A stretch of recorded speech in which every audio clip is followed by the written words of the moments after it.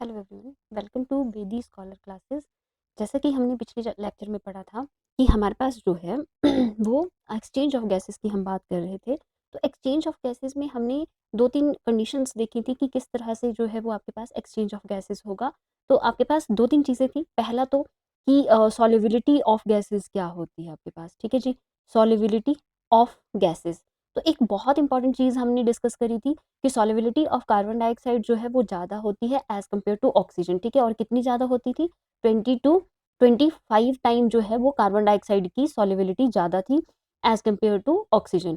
फिर आपके पास नेक्स्ट हमने बात करी थी पार्शियल प्रेशर की। तो पार्शियल प्रेशर जिस गैस का ज़्यादा होगा, वहाँ पे उसकी जो ट्रांसपोर्ट रहेगा या उसका जो एक्सचेंज रहेगा वो ज़्यादा रहेगा, और जिसका पार्शियल प्रेशर कम होगा उसका एक्सचेंज जो है वो थोड़ा कम रहेगा हमारे पास। देन हमने तीसरी बात करी थी कि जो अपनी थिकनेस थी, thickness of membrane, thickness of membrane की बात हुई थी। तो हमारे पास 3 चीज़ें थी, हमने वहाँ पे डायग्राम भी बनाया था ये वाला, ठीक है? तो यहाँ पे हमारे पास एक तो बात हुई थी एपिथेलियम ऑफ एल्वेलाई की बात हुई थी, ठीक है? फिर हमारे पास ब्लड वेसल्स थे, तो ब्लड वेसल्स में हमारे पास जो है ये एंडोथेलियम की बात हुई थी, एंडोथेलियम ऑफ ब्लड वेसल, और यहाँ पे जो बेसमेंट मेम्ब्रेन है उसकी बात हुई थी। ये तीनों ही मिलके आपके पास क्या बनाते हैं? रेस्पिरेटरी मेम्ब्रेन बनाते हैं। तो इसकी थिकनेस भी 0.2 mm से जो है वो ज़्यादा नहीं होनी चाहिए। Thickness should be very low और वेरी स्मॉल, है ना? तो बहुत कम थिकनेस जो है वो हमें चाहिए होती है ताकि हमारी एक्सचेंज ऑफ गैसेस जो है वो ईजिली हो सके। अब मैंने वहाँ पे आपको एक चीज़ और बताई थी कि एक्सचेंज ऑफ गैसेस के लिए या पार्शियल प्रेशर बहुत इंपॉर्टेंट रोल प्ले करता है। तो पार्शियल प्रेशर के लिए हमारे पास जो है एनसीईआरटी में एक टेबल दिया है। ये टेबल 14.1 है हमारे पास, ठीक है? इसमें देखिए, ये वाला जो टेबल है, इसमें जो पार्शियल प्रेशर ऑफ ऑक्सीजन है उसमें क्या चीज दी गई है, partial pressure of carbon dioxide की क्या चीज दी गई है, ठीक है? देखिए, जो पार्शियल प्रेशर ऑफ ऑक्सीजन है वो एटमॉस्फेयर में कितना है? एटमॉस्फेयर में आपके पास है 1.59 है ये, ठीक है? फिर आपके पास जो एल्वेलाई है वहां पे एटमॉस्फेरिक प्रेशर कितना है? 1.04 है। तो इट मींस कि एटमॉस्फेरिक प्रेशर ज्यादा है, ठीक है? एटमॉस्फेयर में ये प्रेशर क्या है? ज्यादा है। और आपके पास जो है एल्वेलाई में पार्शियल प्रेशर ऑफ जो ऑक्सीजन है वो क्या है? कम है, 1.104 है, ठीक है? ये तो अब आपके पास जो है इट मींस हमने पहले भी बात करी थी कि गैसेस जो हैं वो from higher partial pressure to lower partial pressure क्या करती हैं? मूव करती हैं। तो एटमॉस्फेयर में ऑक्सीजन का पार्शियल प्रेशर 159 है, इट मींस एटमॉस्फेयर में ज्यादा है। तो from higher partial pressure to from lower partial pressure ये क्या करेगी? मूव करेगी, मतलब हमारे एल्वेलाई की तरफ को मूव करेंगे। देन एल्वेलाई में पहुंच गई ऑक्सीजन, तो एल्वेलाई में 104 पार्शियल प्रेशर है।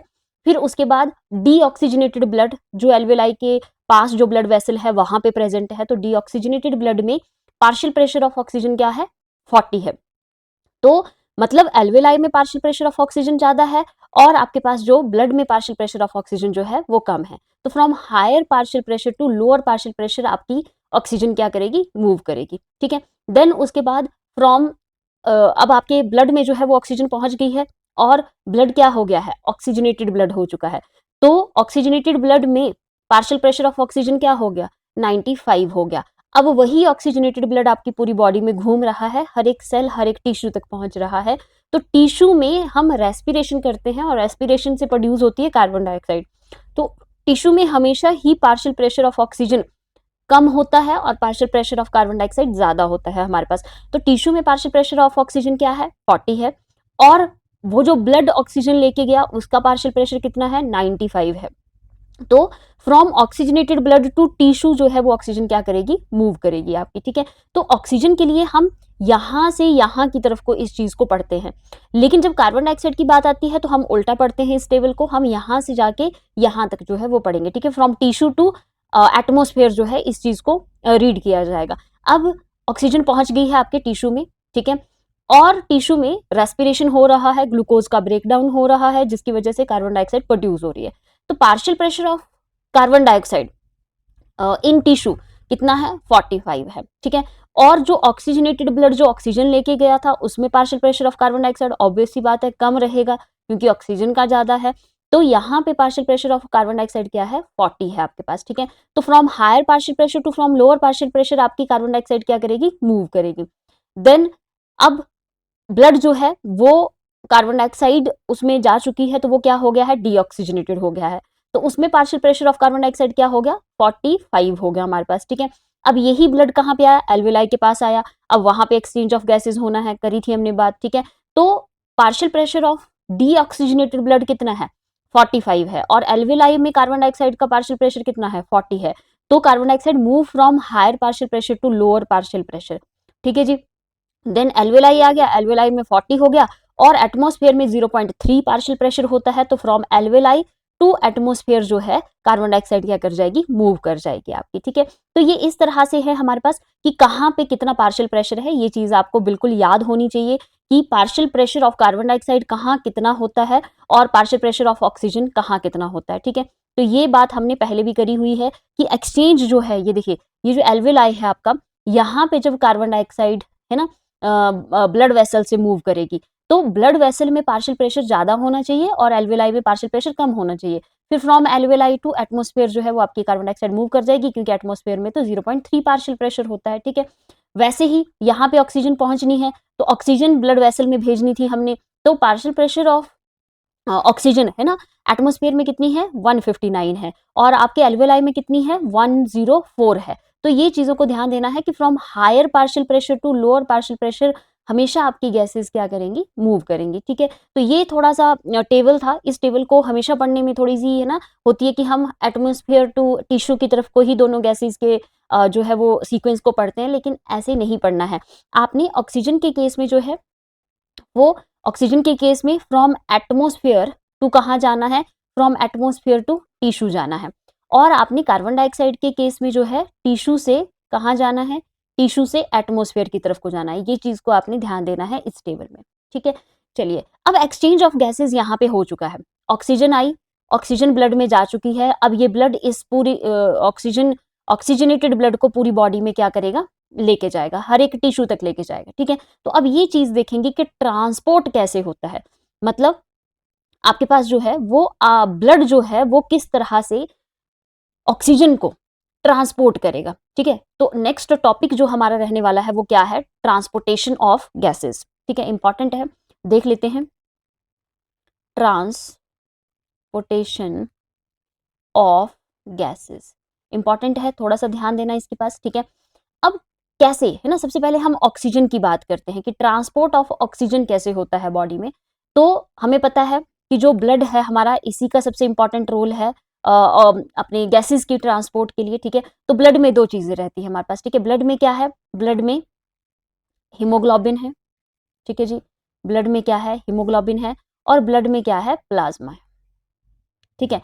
तो जो हीमोग्लोबिन है वो 97% ऑक्सीजन कैरी करता है, और जो प्लाज्मा है वो 3% जो है ऑक्सीजन आपकी कैरी करेगा, ठीक है। तो 97% मूवमेंट ऑफ ऑक्सीजन कैसे हो रहा है, ट्रांसपोर्ट ऑफ गैसेस अपना ऑक्सीजन कैसे हुआ, बाय हीमोग्लोबिन, और 3% जो है वो कैसे हुआ, बाय प्लाज्मा हुआ। ये चीज को ध्यान देना, ये सीधा सीधा क्वेश्चन है, ये सीधा क्वेश्चन है, टैट वालों के लिए बहुत इंपॉर्टेंट है, ठीक है। सिंपल सी बात है, लेकिन ये पूछा जाता है कि ट्रांसपोर्ट ऑफ गैसेस जो है वो कैसे होगा, तो ट्रांसपोर्ट ऑफ ऑक्सीजन जो है वो कैसे होता है, ट्रांसपोर्ट ऑफ अपना कार्बन डाइऑक्साइड जो है वो कैसे होता है। सिंपल सी बात थी, 97% जो है वो ऑक्सीजन कौन कैरी करेगा, 97% ऑक्सीजन हीमोग्लोबिन कैरी करेगा, और 3% जो है वो कौन कैरी करेगा, प्लाज्मा कैरी करेगा, ठीक है। अब नेक्स्ट अगर मैं बात करूं, तो नेक्स्ट हमारे पास हीमोग्लोबिन की बात करते हैं, क्योंकि देखो मेजर पोर्शन कार्बन डाइऑक्साइड का कौन लेके जा रहा है, हीमोग्लोबिन लेके जा रहा है, ठीक है। तो हीमोग्लोबिन क्या है, जब हम बायोमॉलिक्यूल्स को पढ़ते हैं तो वहां पे ये चीज आती है कि जो हीमोग्लोबिन है वो 4 पेप्टाइड चेन से मिलकर बनता है, ठीक है, 4 पेप्टाइडल चेन से मिलकर बनता है।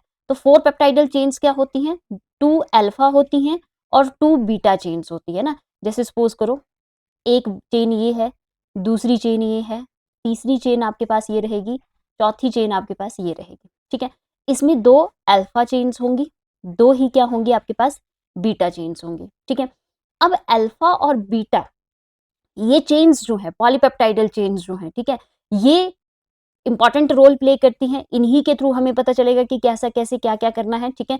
अब देखिए, जो हीमोग्लोबिन है, ठीक है, इसमें 2 ग्रुप्स हैं, ठीक है, 4 पॉलीपेप्टाइडल चेन्स हैं, लेकिन 2 ग्रुप्स हैं। 2 ग्रुप्स क्या हैं, एक है आपके पास हेम ग्रुप, ठीक है, दूसरा आपके पास क्या है, ग्लोबिन, ठीक है। तो ग्लोबिन क्या है? Globin is a protein, globin एक प्रोटीन है।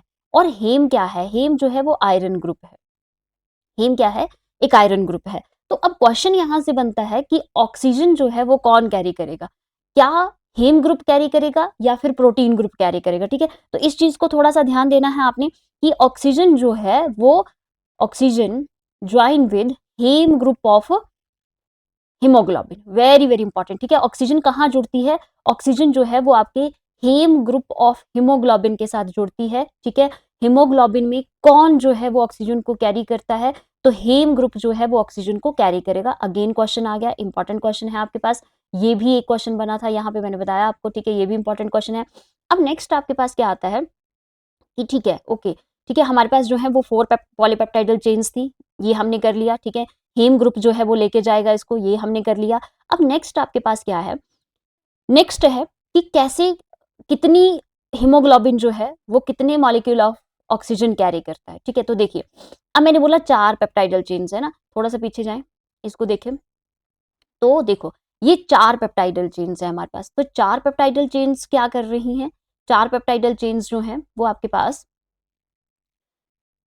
है ना, ये 4 पेप्टाइडल चेन्स, एक चेन एक ऑक्सीजन कैरी करेगा, दूसरा चेन दूसरा ऑक्सीजन कैरी करेगा, तीसरा तीसरा ऑक्सीजन कैरी करेगा, चौथा चौथा ऑक्सीजन कैरी करेगा। ठीक है, तो जब हमारे पास जो है वो एक हीमोग्लोबिन है ना ज्वाइन विद 1 ऑक्सीजन, तो हम बोलेंगे कि कितनी ऑक्सीजन, कितनी सीट्स हैं, यहाँ देखो कितनी सीट हैं, है ना, 4 पेप्टाइडल चेन्स हैं, तो 4 ही ऑक्सीजन जुड़ पाएंगी हमारी, है ना।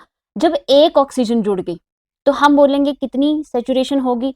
25% सेचुरेशन होगी। सेचुरेशन क्या होता है? सेचुरेशन पॉइंट वो होता है जहां पे जितना है ना मटेरियल दिया गया है वो सारा का सारा यूज हो रहा है, जितने आपके पास मॉलिक्यूल्स हैं वो सारे के सारे आप यूज कर रहे हैं, तो that is the saturation point, कि कोई खाली नहीं बैठा है ना। जैसे मैं बोलूँ कि मेरे पास 4 लोग काम करने के लिए हैं और मैं चारों से काम ले रही हूँ, चारों के चारों लोग काम कर रहे हैं, तो उस टाइम पे सेचुरेशन है। मैक्सिमम जो है वो आपके पास वर्क डन होगा जब चारों के चारों लोग काम करेंगे। तो वही चीज है कि 4 मेरे पास पॉलीपेप्टाइडल चेन्स है, तो 4 ऑक्सीजन कैरी करी जाएंगी। जब चारों की चारों पॉलीपेप्टाइडल चेन्स पे ऑक्सीजन बैठ जाएगी आके, इट मीन सेचुरेशन पॉइंट आ चुका है ना।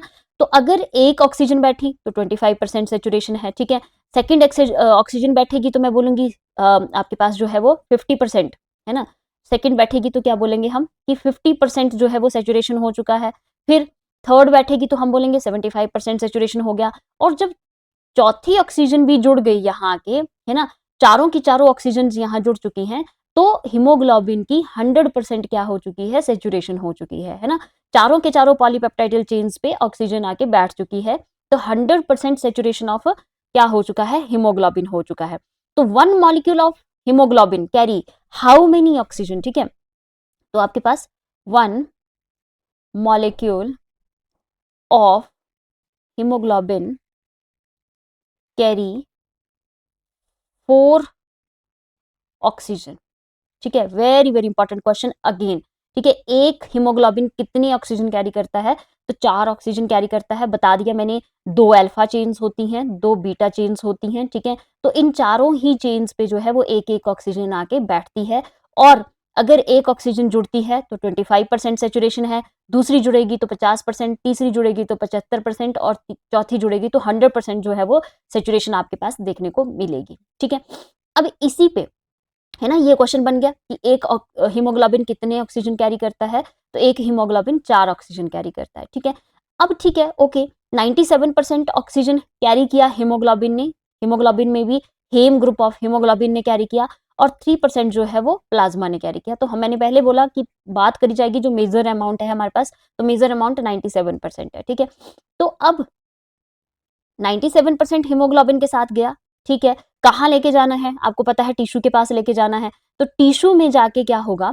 टिश्यू में जाके इसकी डिसोसिएशन और एसोसिएशन होगी। ठीक है, तो कुछ पॉइंट्स हैं, एनसीईआरटी में भी दिए हुए हैं, ध्यान देना इस चीज को। ठीक है, सबसे पहले हम बात करेंगे, कॉन्सेप्ट क्या है हमारे पास? कॉन्सेप्ट है ऑक्सीजन डिसोसिएशन कर्व।